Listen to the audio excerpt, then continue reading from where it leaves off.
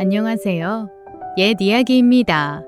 옛 이야기 채널은 사연 읽어주는 남녀 채널에서 지금은 삭제되어 들을 수 없는 21년도에 소개해드린 사연 중 베스트 사연만 뽑아서 들려드리는 채널입니다. 구독과 좋아요 부탁드리며 그럼 오늘의 사연 바로 소개해드리겠습니다. 안녕하세요. 저는 30대 초반 여성입니다. 회사에 다니고 있고 아직 결혼은 안 했어요. 아니, 못했어요. 마음도 잘 맞고 식성도 비슷한 사람을 만나고 싶은데 아직 못 만나서요. 저는 떡볶이를 참 좋아하는 편입니다. 소개팅이나 선자리 나가서도 떡볶이 좋아하냐고 꼭 묻는데 저 같은 사람이 잘 없어요. 20대 한창 때는 하루 3끼를 떡볶이만 먹었을 정도니까요. 사실 제가 떡볶이를 좋아하게 된 이유는 우리 할머니 덕분입니다. 80이 넘으신 할머니는 평생을 떡볶이를 만들어 오셨어요. 정말 양념 맛이 기가 막혔죠. 이제는 손때 묻은 그 가게를 남에게 넘기고 저희 엄마와 함께 살고 계신데요. 저와 달리 엄마는 떡볶이는 입에도 안 대세요. 지겹다고요. 대신 칼국수를 좋아하세요. 할아버지 닮아서 그렇다고 하면서요. 그러면 할머니는 빙그레 웃으시는데요. 우리 할머니가 한평생 떡볶이 장사를 하게 된 사연을 여기서 풀어볼까 합니다. 지금부터는 할머니 이야기를 그대로 옮겨볼게요. 31 결혼한 지 8년 만에 저는 소박을 맞았습니다. 어린 딸들을 데리고 집을 나올 수밖에 없었어요. 남편은 안방에 낯선 여자를 들어앉혔고 돌이 지난 아들은 내주지 않았습니다. 쫓겨나더라도 아기는 내가 키우겠다 울고불고 매달려도 안 되더군요. 애들 아빠는 새 장가를 들고 싶어 저를 내친 거였습니다. 고아원에서 만난 우리는 둘 다 첫사랑이었는데 남편이 돌아가신 부모님과 연이 닿아 뜻밖의 유산을 받은 게 화근이었어요. 먹고 살만해지니 저 모르게 바람을 피고는 새 여자를 데리고 온 겁니다. 하늘이 무너질 노릇이었죠. 게다가 자식까지 빼앗기게 생겼으니 제정신이 아니었습니다. 저는 딸들을 이웃집에 맡기고 살던 집 앞에서 며칠 밤낮을 지냈어요. 물 한 모금 안 마시고 버텼지만 돌아선 남편은 매정하기 짝이 없었죠. 일주일이 지나자 이웃집 사람들도 안타까웠는지 저를 설득했어요. 경미 엄마, 포기해. 바람난 남자 저렇게 돌아서면 가망 없어. 지금이야 억울하겠지만 일단 살궁리를 좀 하고 동현이 찾으러 오는 거 어때? 당장은 둘이 죽고 못 살지. 시간 지나면 사내만에 그럴 게 뻔해. 어쩌면 저 여자 애도 귀찮다고 할걸? 우리가 무슨 일 있으면 연락해줄게, 응? 남의 집을 전전하던 딸들도 제게 매달렸습니다. 엄마 이러다 죽으면 어떻게 하냐며 제 입에 억지로 먹을 것을 넣어주고 서럽게 울더군요. 안 되겠다 싶었어요. 일주일 새 꼴이 엉망이 된 딸들을 보며 이를 악물고 자리를 털고 일어났습니다. 그리고 담벼락에 매달려 죽으림을 다해 소리쳤어요. 하늘 무서운 줄 모르고 날뛴댔까? 꼭 받을 거다. 이 천불 받을 것들. 동현아, 엄마가 꼭 찾으러 올 테니까 기다려. 우리 아가 엄마가 꼭 찾으러 올게.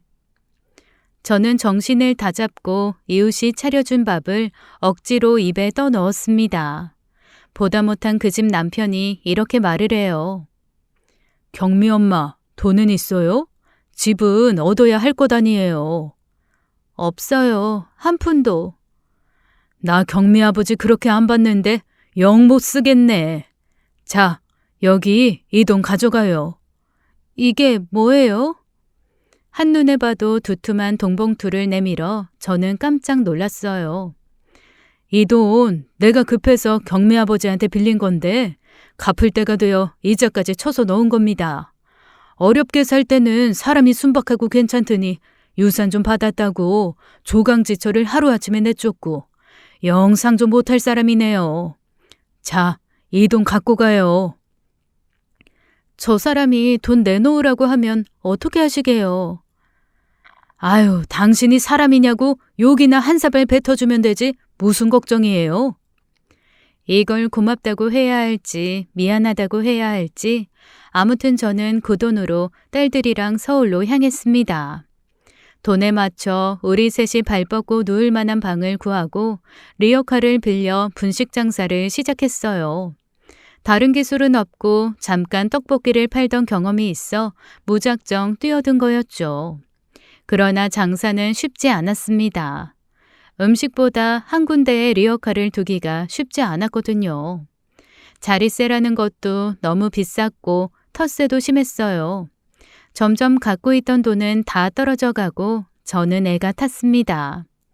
떡볶이 한번 제대로 끓여보지도 못하고 이리저리 옮겨 다니던 저는 어느 날 운 좋게도 넓은 도로가의 한 자리를 차지할 수 있었어요. 청록상가라는 5층 건물 앞이었습니다. 저는 지금까지의 경험이 있어 리어카를 펴기 전에 주변 가게에 커피와 떡을 돌렸어요. 상인들은 저를 힐끗 보더니 이렇게 말하더군요. 청록상가 앞에서 장사하려고? 저기서는 아무도 못해. 괜히 힘 빼지 말고 다른 데 가보슈. 아니, 왜요? 5층에 다손건설이라는 간판 보이죠? 저기 사장님이 건물주인데 성격이 보통 아니거든. 그 자리에서 장사한다고 리어카 펴봐. 펴자마자 리어카 박살날걸? 박살이 나요? 음식은 주는 거니 맛있게 잘 먹겠는데 딱하네. 저기 굴다리 아래를 좀 보든가. 거기도 가봤는데 구정물 냄새가 너무 심해서요. 쥐도 많고. 저는 지푸라기라도 잡는 심정으로 용기를 냈어요. 원래 좀 소심한 성격도 고향을 떠나며 다 버리고 온 터였습니다. 마음 단단히 먹고 건물 5층으로 올라갔어요. 사장님이 계시면 무릎을 꿇고서라도 장사 허락을 받고 싶어서요. 그러나 찾아온 것은 문전박대, 특히 덩치가 크고 인상이 험악한 부장이라는 사람이 호통을 치는데 혼이 나갈 정도였어요. 아니, 우리가 무슨 봉사단체인 줄 알아요? 사업상 찾아오시는 분들도 많은데 첫인상이 좋아야지. 건물 입구에서 떡볶이 튀김 냄새 풍긴다고? 절대 안 됩니다. 당장 나가요. 나가라고요. 깨끗하게 할게요. 쓰레기 하나도 보이지 않게요. 네? 아침 저녁으로 상가 주변도 제가 싹 다 청소해 놓겠습니다. 한 번만 기회를 주세요. 아니, 이 아줌마가 더 심한 말 나오기 전에 썩 나가요. 눈앞에서 문이 쾅 닫히는 바람에 코가 부딪혀 얼얼했어요. 눈물이 핑 돌았습니다. 그러나 포기하고 싶지 않았어요. 며칠을 상가 주변을 깨끗이 청소하고 사장님을 우연히 만나기만을 바랬습니다. 그러나 제가 만날 수 있는 사람은 제게 호통을 쳤던 부장뿐이었습니다. 진눈깨비가 내리던 날 건물 쓰레기장을 청소하고 있는데 뒤에서 저를 누가 부르더군요. 또 그 부장이라는 사람이었어요. 아줌마, 그만 포기하고 가요. 여기 사장님 성격 더러운 분이라 아무리 해도 안 됩니다. 그냥 가쇼. 한 번만 봐주세요, 선생님. 네?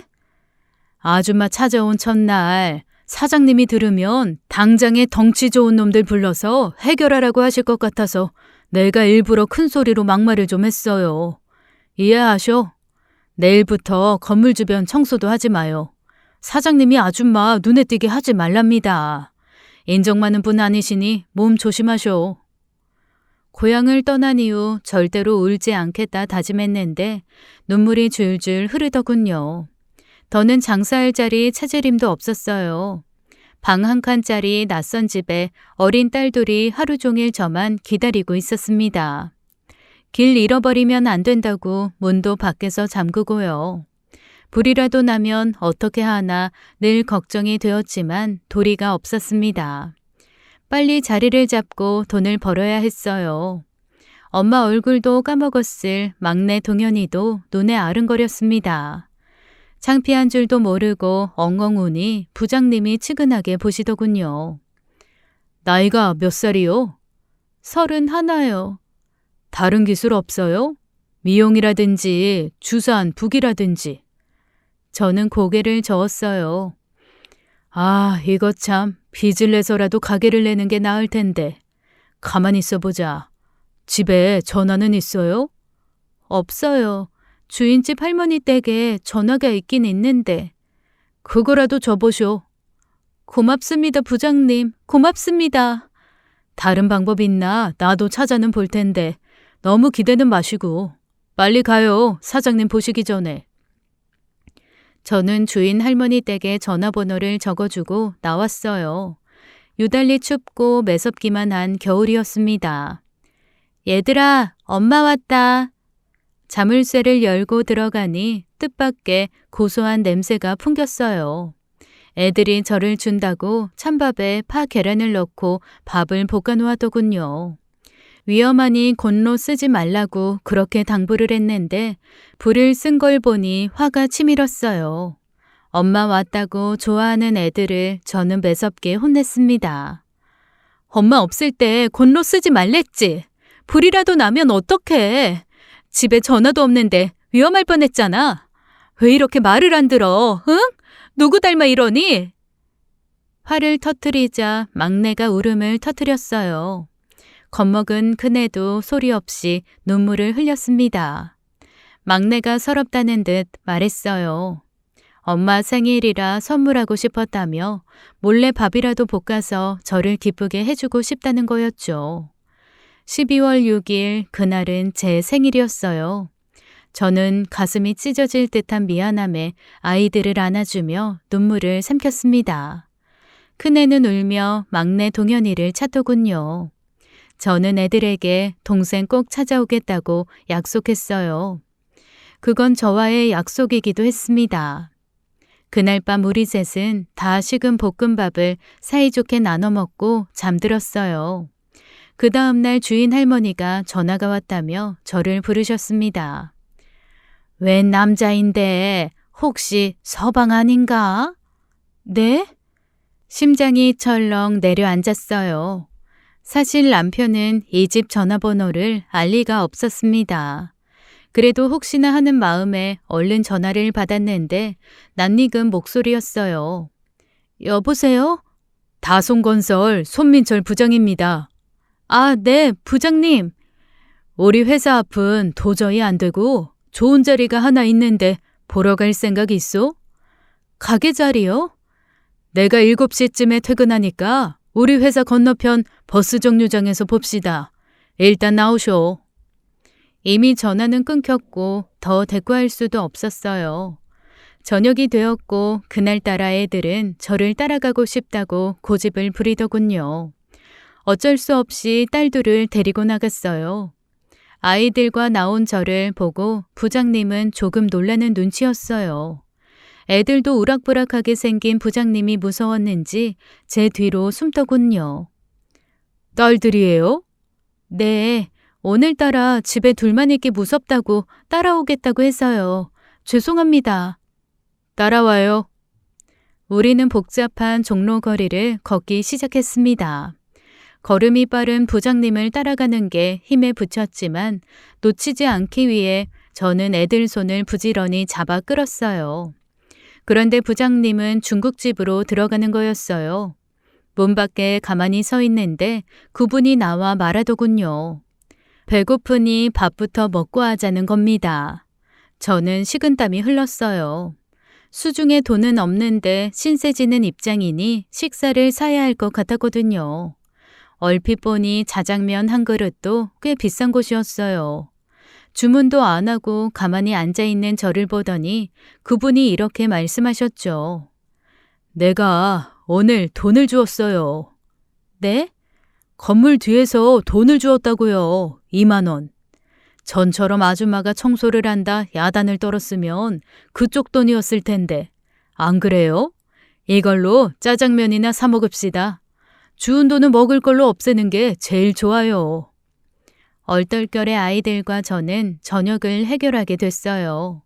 애들은 정신없이 짜장면을 먹고 저는 우동을 먹는데 눈물이 핑 돌았습니다. 밖에서 이렇게 따뜻한 음식을 사 먹는 게 얼마만인지 주책 없이 목이 메더군요. 그런데 둘째가 눈치 없이 이런 말을 하는 거였어요.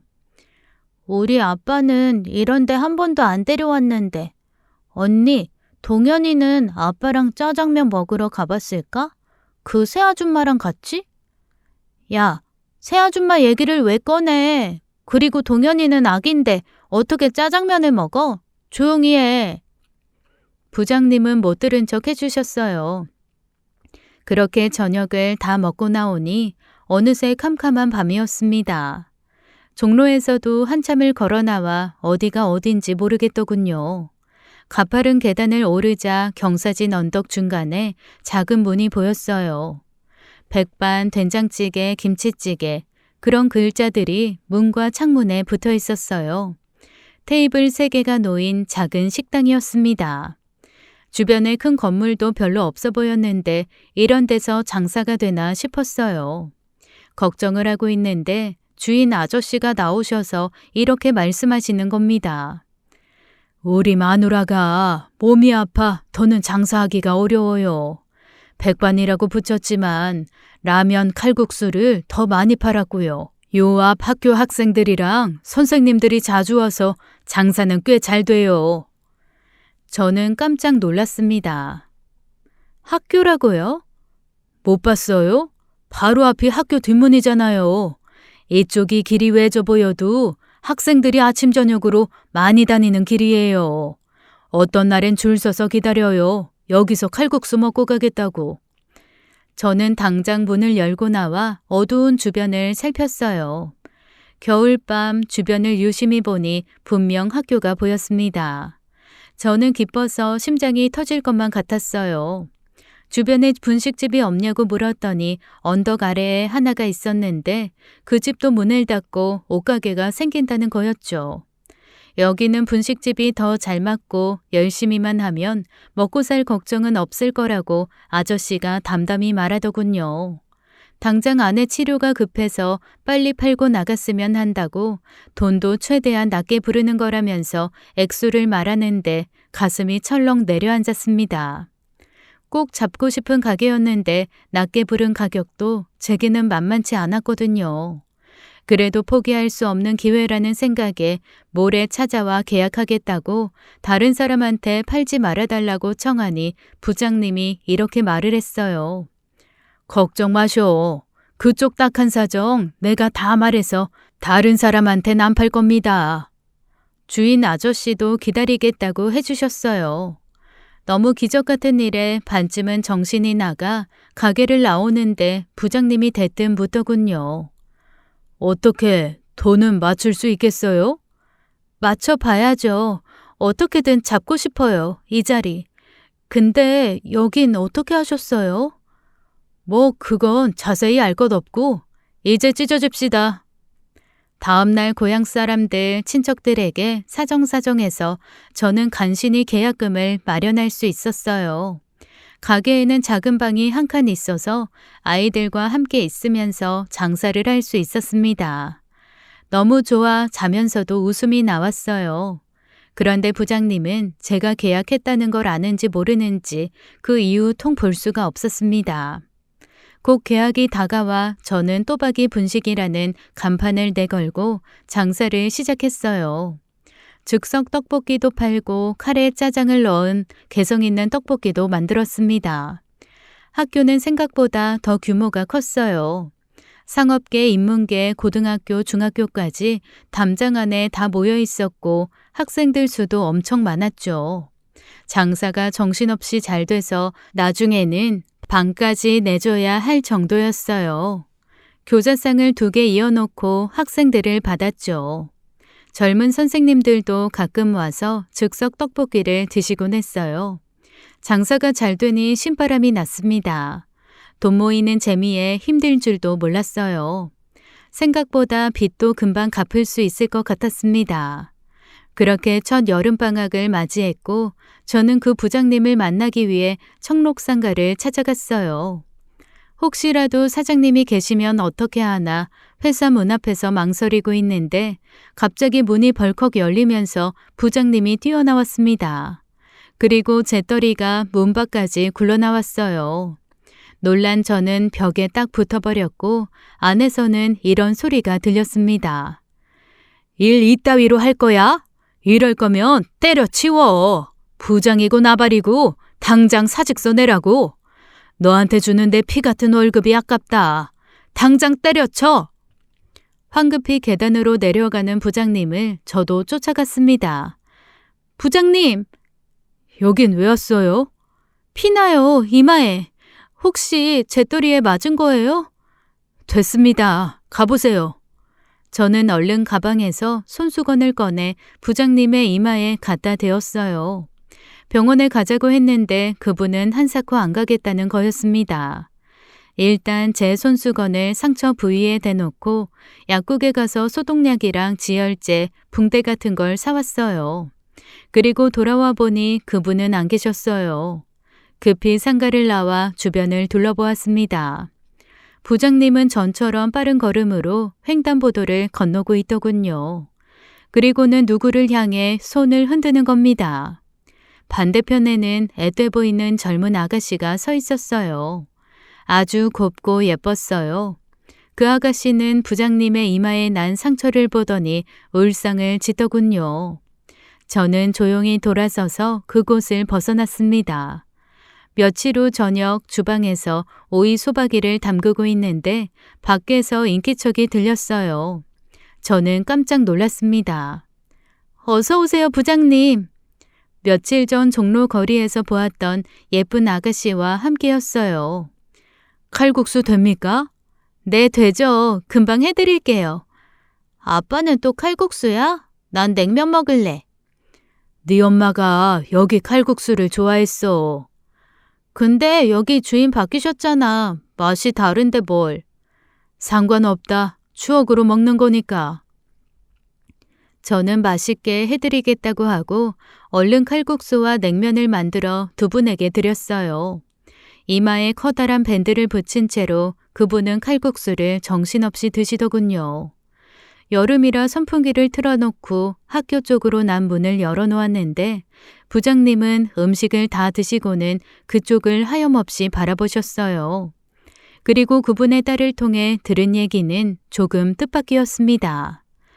돌아가신 우리 엄마가 이 학교 나오셨어요. 여고요. 넌 쓸데없는 말을 한다. 두 분이 고등학교 때부터 사귀셨대요. 아빠는 이 근처 남고 다녔고요. 부장님이 10년 전 사별한 아내가 이곳 여고 출신이라는 얘기였어요. 딸 하나 낳고 오순도순 살고 있었는데 갑자기 찾아온 병에 세상을 떠났다는 거였습니다. 저는 그 이야기를 들으며 이런 생각이 들었어요. 사별하고도 저렇게 그리워하는 아내면 생전에 얼마나 사이가 좋았을까. 저도 남편과 고등학교 때 만나 결혼하고 아이까지 낳았지만 결과는 너무 달랐어요. 물론 나는 살아있고 그분은 하늘에 계시지만 여자로서 부럽다는 생각까지 들었습니다. 여기 음식값 받아요. 그리고 이거. 그분은 돈과 함께 하얗게 빤 손수건을 주셨어요. 딸이 이렇게 말하더군요. 아빠가 보교와는 달리 살림을 잘한다고요. 특히 빨래 선수라고요. 저도 모르게 웃음이 나왔습니다. 키도 크고 덩치도 좋은 분이 조물조물 손수건 빠는 모습이 상상이 안 돼서요. 부장님이 먼저 나가고 딸이 제게 당부하더군요. 아버지가 가끔 오면 칼국수 맛있게 끓여달라고. 어머니 돌아가시고 아버지 낙이 이거 하나였다고요. 저는 웃으며 알겠다고 대답했습니다. 시간은 지나 고향을 떠난 지 1년 반 만에 저는 아들 동현이를 데려오게 되었어요.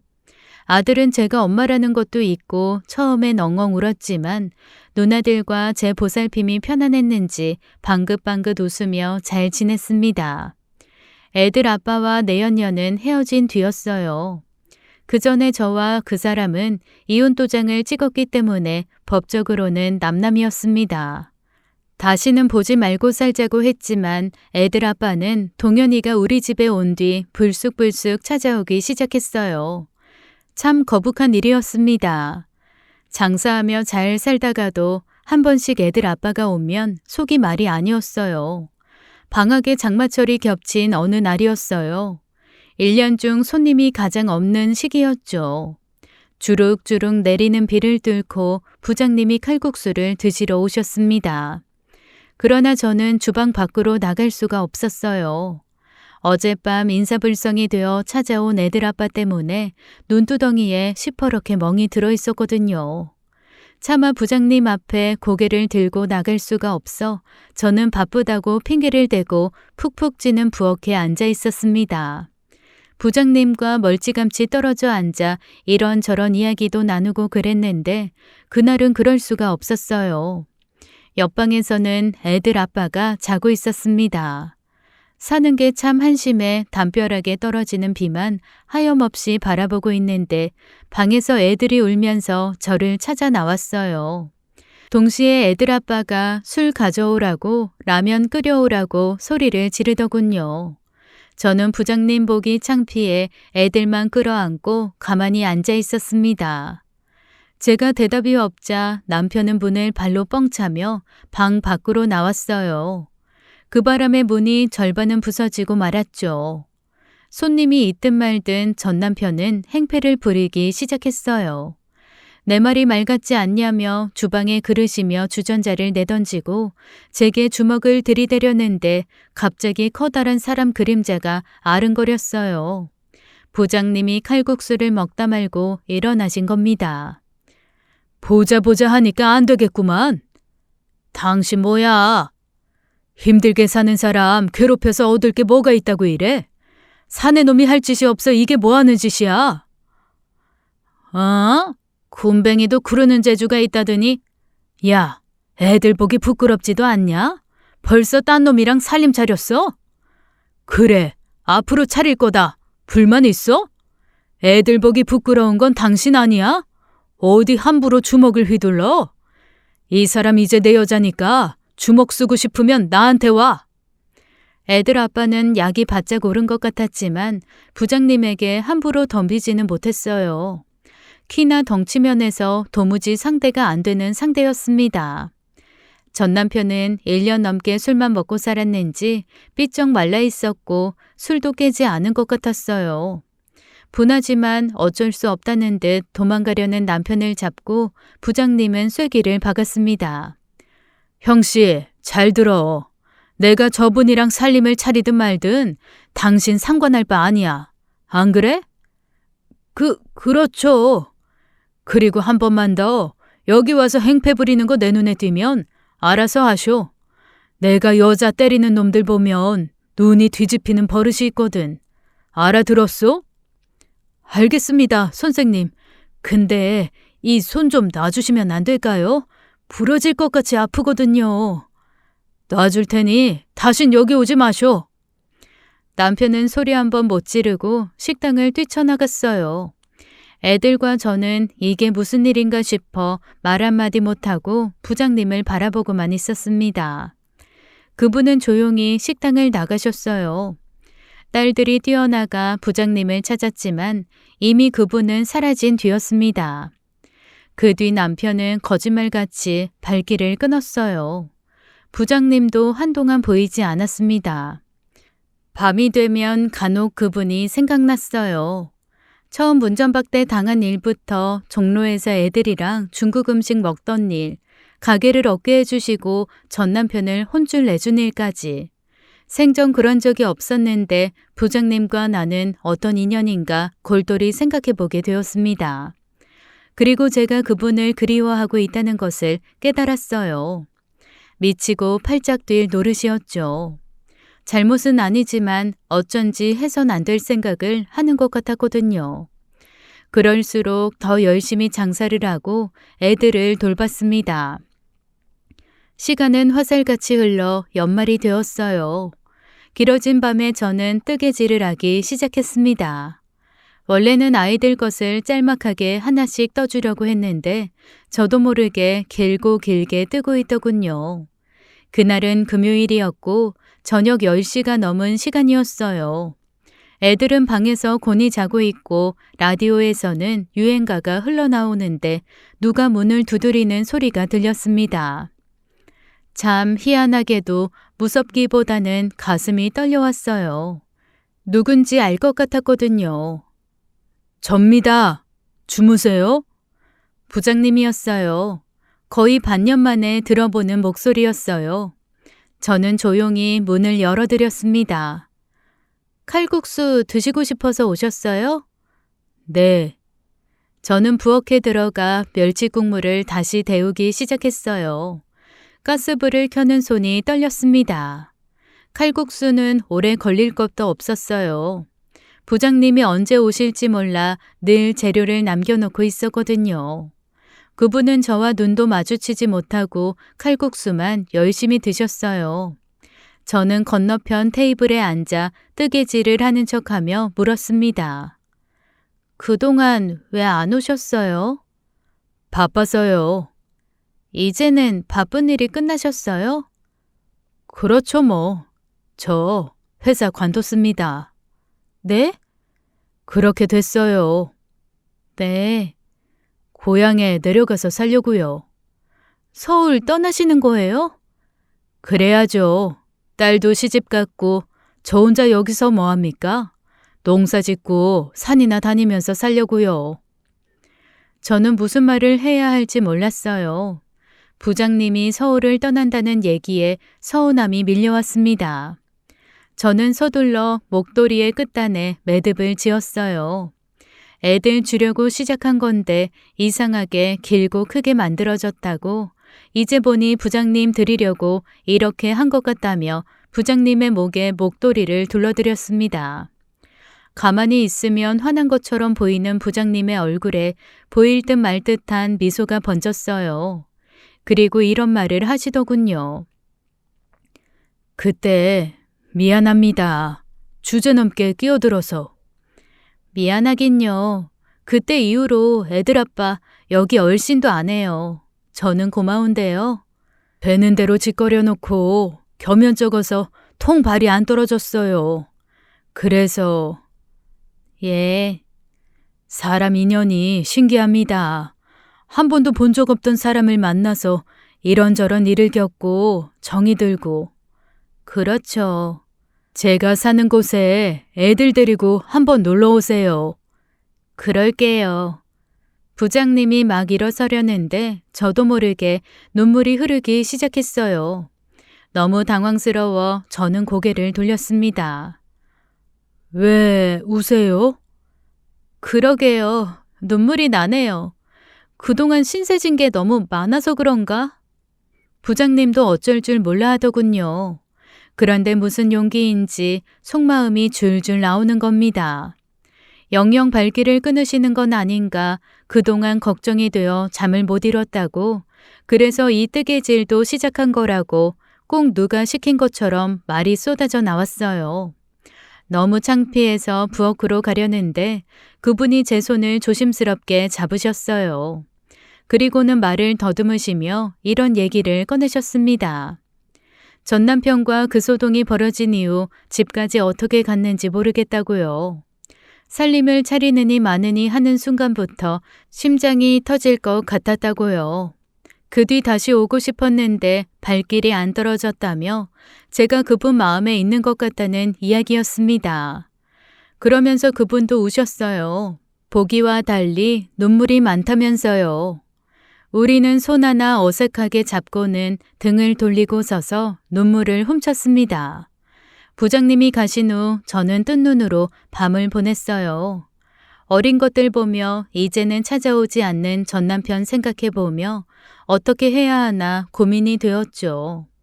어색한 고백 후 부장님은 다시 찾아오는 일 없이 고향으로 내려가셨고 말 대신 우리 분식집에 양배추며 농산물을 잔뜩 올려보내줬습니다. 가끔 한 달에 한두 번씩 찾아와 제가 만든 음식을 드시고 가셨어요. 그렇게 1년이 지나 저희는 13살의 나이 차이를 극복하고 정식으로 결혼식을 올렸습니다. 누구보다 그분의 딸이 적극적으로 우리 결혼을 찬성하고 지지해줬어요. 고마운 일이었습니다. 홀로 고향에서 농사를 짓던 남편은 제가 있는 곳으로 왔어요. 분식집 근처에 2층 양옥집을 얻어 애들 방 한 칸씩 주고 저는 남편과 함께 분식집을 운영했습니다. 주말이나 한가한 방학 때는 남편의 고향에 내려가 함께 농사를 지었어요. 어느새 분식집은 입소문이 나서 멀리 있는 사람들까지 찾아오는 곳이 되었죠. 예약 번호를 나눠줘야 할 정도로 인기가 많아졌어요. 좁은 거야 여전했지만 가게를 옮길 생각은 하지 않았습니다. 우리 애들은 떡볶이가 지겨운지 아무도 가게를 이어가겠다고 하지 않아서 남편이 아는 성실하고 근면한 분에게 넘겼어요. 딸들은 떡볶이 양념 냄새만 맡아도 지겹다고 야단인데 손주 녀석들은 여전히 제 떡볶이가 그립다고 하네요. 저도 그립습니다. 남편과 함께 열심히 떡볶이를 만들어 팔던 그때가요. 여기까지가 우리 할머니 이야기입니다. 칼국수를 좋아하는 우리 엄마는 그러니까 할아버지가 새아버지인 셈이에요. 그런데도 식성이며 성격, 얼굴이 할아버지를 쏙 빼닮았다고 지금까지 이야기하곤 합니다. 할아버지는 오래전 세상을 떠나셨는데 그렇게 마음 넓고 좋은 아버지는 세상에 없다고 엄마는 아직도 이야기하세요. 남편도 할아버지 닮은 사람을 골랐다면 말 다 한 거죠. 할머니는 옆에서 고개를 끄덕거리시면서 가끔 눈물을 훔치시고요. 우리 할머니의 이야기는 여기까지입니다. 이야기를 하고 보니 이상형을 다시 생각해 봐야겠다는 생각이 드네요. 떡볶이를 좋아하는 남자가 아닌 칼국수를 좋아하는 남자로요. 긴 사연 들어주셔서 감사합니다. 늘 행복하세요. 건강하시고요. 지금까지 옛 이야기였습니다. 끝까지 함께 해주신 여러분 감사드리며 저희는 다음 사연으로 돌아올게요. 감사합니다.